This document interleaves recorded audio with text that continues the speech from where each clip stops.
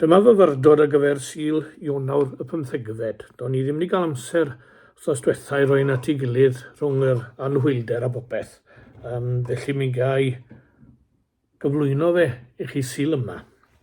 Ni ddechrau gyda gair o ras. O arglwydd anrydedda ni ath bresenoldeb sanctaidd. Y bendithiau ni ag ysbryd a ddoli mewn prydferthwch sancteiddrwydd. Gofynwn hyn yn enw dy fab anwyl angwaredwr Iesu Grist. Amen. Di ddarllen 4 adnod o'r llythyr cyntaf at yr Ebreaid, y bennod gyntaf. Duw wedi ddolefaru lawer gwaith a llawer modd gynt wrth y tadau trwy'r proffwydi. Yn y dyddiau diwethaf hyn, a lefarodd wrthym ni yn ei fab. Yr hwnna wnaeth efe yn etifedd pob peth, trwy yr hwn hefyd y gwnaeth efe y bydoedd. Yr hwn ac efe yn ddisgleirdeb ei ogoniant ef, ac yn wir lun ei berson ef, ac yn cynnal pob peth trwy air ei nerth. Wedi puro ein pechodau ni trwyddo ef ei hun, a eisteddodd ar ddeheilaw y mawredd yn y goruwch leoedd. Wedi ei wneithio o hynny yn well ar angylion, o gymaint ag yr etifeddodd efe enw mwy rhagorol na hwynt hwy. A dwi'n troi at yr adnod gyntaf. Duw wedi ddylefaru lawer gwaith a llawer modd, a lefarodd wrthym ni. Duw yn siarad â ni. Dyna fyrdwn geiriau agoriadol y llythyr at yr Ebreaid. Duw yn siarad â dynion. Duw yn gwneud yn hysbys i ffyrdd a'i feddyliau a'i amcanion i ddyn. Mae Duw'n siarad ym mhob oes a chyfnod medd hwn. Siaradodd ar genhedlaeth a'r cenedlaethau a fi, ac mae'n siarad â ni heddiw hefyd. Fe wyddon ni ar lefel dynol fod 2 ochr i hyn. Ofer pob siarad, os na fydd gwrando. Sdim llawer o bwynt i bregaeth heb wrandawyr. Ffordd ar athro i ddysgu i ddisgybl yw siarad ag e, ond os bydd Cristian fyddar i weiriau, ni ddysgu'r llawer.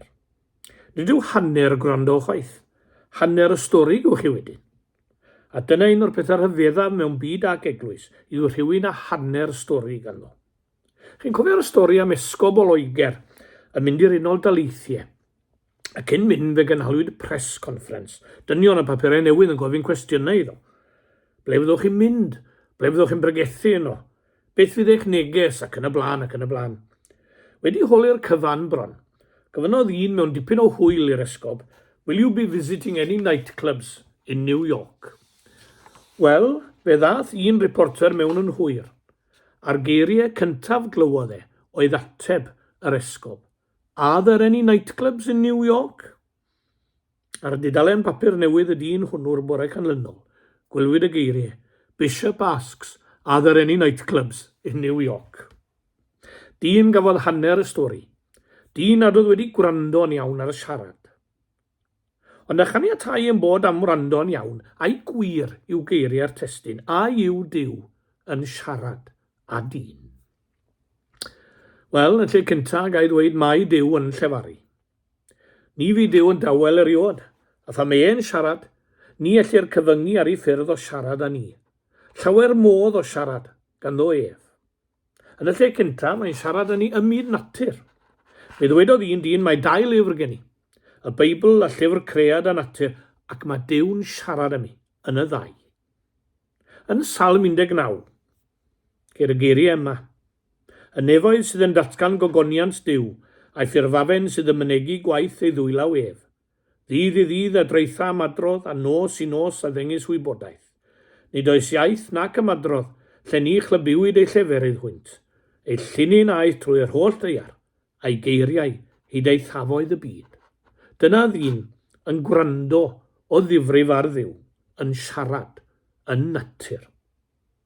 Bydd y mwyafrif ohonoch yn cofio'r rhaglen boblogaidd The Sky at Night gyda Patrick Moore, chi'n cofio? A pan o dyn yn gwylio honno, wel, oedd e'n neud i dyn dimlo'n fychan iawn. Nef a deiar tir a môr sydd yn datgan mawl ein ior, fyny dithau fennau fod yn y canol heb roi clod. Mae Duw yn siarad â ni hefyd yn y llef ddistaw fain. Elias brofodd hyn yn te.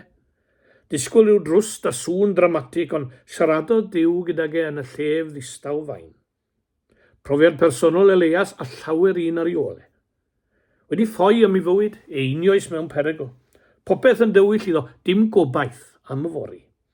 A Duw yn siarad yn dawel gyda fe. Yna mae Duw yn siarad mewn cyfnod o adfyd personol a dyfodol cenedl yn dywyll falle. Yn Eseia, penod 6, hanes colli'r brenin da Isaia. Beth ddaw ohonom? Beth sydd o flaen ein plant? Ac yw'n yr adnod mae Duw yn siarad ag ef yn y delw. A dyma lle mynegodd Eseia, wele fi anfon fi. Mae Duw wedi siarad gyda sawl cenad fel hyn dros y blynyddoedd. Darllenwch y llyfr yr alwad, lle mae nifer ohonom yn rhannu yn profiadau o gael ein galw i'r weinidogaeth, a mae'n wir am lawer un. Ond mae awdur y llythyr hwn, am i ni gofio fod Duw wedi siarad mewn modd arbennig iawn â ni, yn ei fab. Y neb am gwelodd i a welodd y tad. Y neb o wrandawodd ar ei eiriau fe a glywodd eiriau Duw, a maen nhw yma, yn y Beibl. Na, dyw Duw ddim yn siarad heddiw, falle iddo wneud rhyw dron dim heddiw. Bobl yn siarad fel yna, a ddim yn darllen y Beibl. Mae e'n siarad yn y gair hwn. Dyma adnod welir ym mhenod 4 y llythyr at yr Ebreaid. Canis bywiol yw gair Duw, a nerthol, a llymach nag un cleddyf dau finiog. Ydy Duw yn siarad â dynion? Os am ateb, darllenwch y Beibl, a gwelwch na fi ef erioed yn dawel. Sawl gwaith ydw i wedi dweud nad oes dim wedi newid.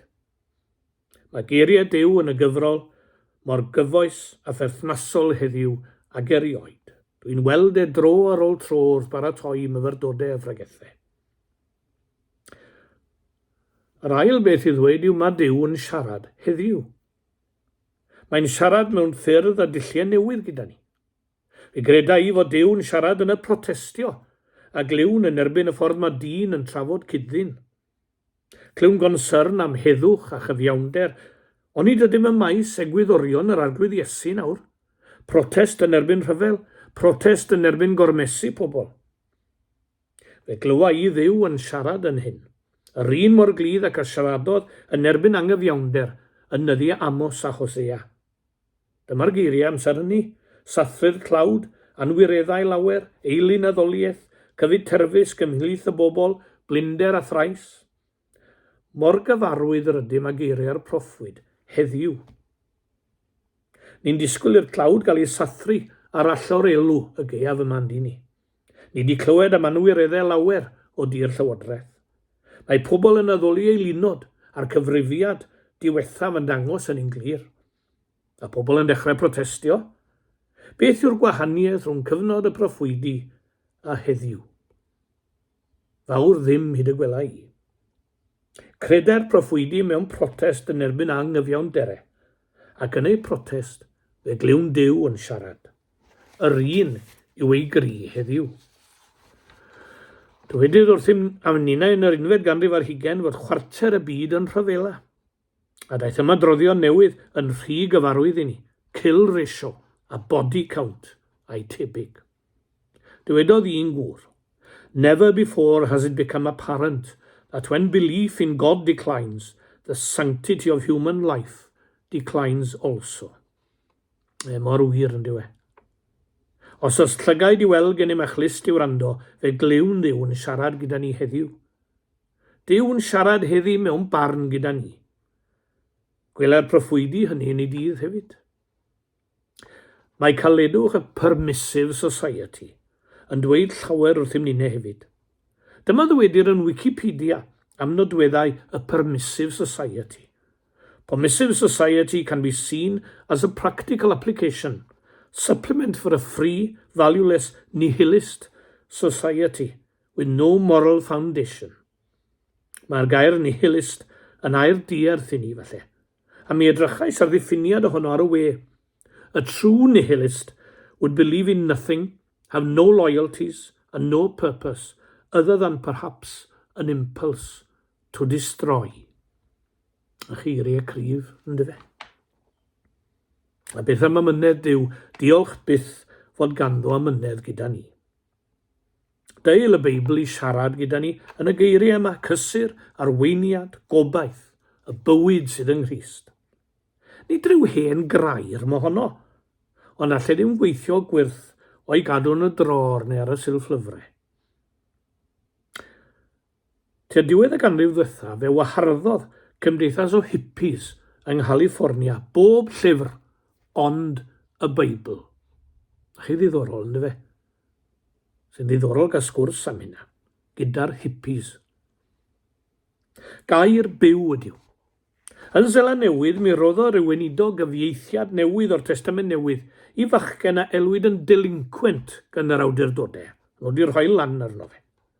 A wedi ddarllen dyma gyffes y bachgen i'r gweinidog. I am going right out of my tiny mind. I must be, because this book makes me want to be a pastor. Mae Duw yn siarad heddiw ar neb sydd yn gwrando. Ac yn drydydd, ac yn olaf, mae Duw yn siarad ac yn disgwyl ateb gennym. Os i ni'n siarad rhywun, ni'n disgwyl ymateb yndyn ni. Does dim sy'n wath na cheisio cadw sgwrs i fynd gyda gyn nad oes ganddo ddim i'w ddweud yn ôl. Chi'n gwybod beth yw hunllef pob cyflwynydd radio. Ceisio cynnal sgwrs gyda person sydd ond yn ateb pob cwestiwn gyda gyn yn gair. Chi yn y swydd mes dipyn? Ydw. Ydych chi'n bwriadu aros am rai blynyddoedd eto? Ydw. Os gyda chi gynlluniau'r dyfodol? Nac oes.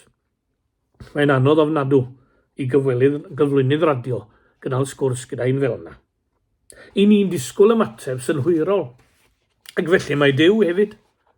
Gadwch i ni ddarllen adnod yn testun i gyd. Duw wedi ddolefaru lawer gwaith a llawer modd gynt wrth y tadau, trwy y proffwydi, yn y dyddiau diwethaf hyn, a lefarodd wrthym ni yn ei fab. Duw yn siarad â ni yn Iesu Grist, siarad yn yr Iesu a disgwyl ymateb gennym. Gwir fod Duw yn siarad mewn llawer ffordd yn ei gread, ond hwn yw ei air terfynol a thangedfennol i ddyn. Dyma i chi ddyfyniad diddorol. The whole of nature is a message from God in code, which scientists, artists and scholars are trying to crack. A message from God in code to which Christ holds the key. A'r cymal olaf na sy'n bwysig ynddo fe. Christ sy'n rhwygo'r llen. Efri ddystir. He holds the key. Ac mae Duw'n aros am ein hymateb i'w air, i'r gair a wneithpwyd yn gynawd. Beth yw'n ymateb? Mae'r rhaid ymateb ohono ni. Ef yw cnewyllun y neges Gristnogol. Tystio iddo ef na'r efengil. Na nid un cymeriad ymhlith llawer yw hwn, ond Emmanuel, Duw gyda ni. Pan ddaeth Iesu Grist i'r byd aeth ar gyfwng newydd a therfynol ar ddynion. Gwrthod hwn, a does gan Dduw ddim ar ôl i ni. A dyma ni a dechrau blwyddyn arall 2023, yr amser hwnnw pan addunedwn ac y dewiswn, yr amser pan deimlwn fod tudalen lan newydd o'n blaen ni.